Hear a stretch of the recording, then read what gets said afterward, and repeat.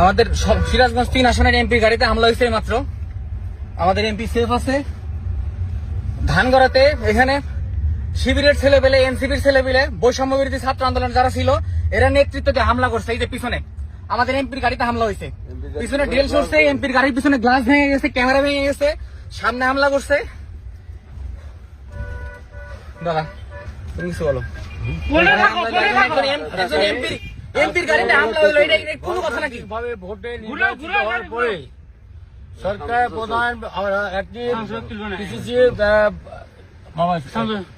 একজন এমপির গাড়িতে হামলা করছে। এটা করছে শিবিরের ছেলেপেলে, জামাতের এখানে ইন্ধন আছে, এনসিপির ছেলেপেলে, বৈষম্য বিরোধী ছাত্র আন্দোলনের ছেলেপেলে। এরা ইচ্ছাকৃতভাবে আজকে এমপির গাড়িতে হামলা করে এমপির গাড়ির পিছনে গ্লাস দেয়।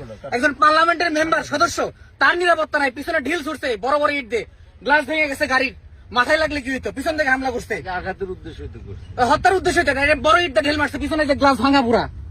এমপি গাড়িতে হামলা করে কোনো নিরাপত্তা নাই, জানমালের কোনো নিরাপত্তা নাই। দাদা দাদা বলো।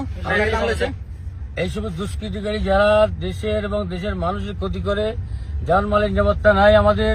আমরা সরকারি দল হওয়ার পরেও আজকে আমরা সুন্দরভাবে কথা বলেছি, সরকার বাহাদুর যেখানে যাবে টিসি সেন্টার সেখানেই হবে, জনগণ যেখানে সেখানে কথা বলার পর বলে হচ্ছে আমি চাই জনগণের যে আশা আকাঙ্ক্ষা সেটা পূরণ করার জন্য কাজ করছি আমি। এবং এনসিপি যারা পিছন থেকে জামাত শিবির সন্ত্রাস বাহিনী এবং আক্রমণ করে আমার গাড়ি ক্ষতি করেছে, আমাকে হত্যার উদ্দেশ্যে হামলা চালাইছে, অস্ত্র সহ আমাকে হামলা করেছে। আমি প্রশাসনের কাছে দ্রুত গ্রেপ্তার করতে হবে, অবশ্যই আইনের আওতায় নিয়ে এসে ব্যবস্থা নেওয়া হোক। একজন পার্লামেন্ট সদস্য তার গাড়িতে হত্যার উদ্দেশ্যে হামলা চালায়, দেশের আইন শৃঙ্খলা পরিস্থিতি কোথায় গেছে? এদেরকে অবশ্যই গ্রেপ্তার করতে হবে।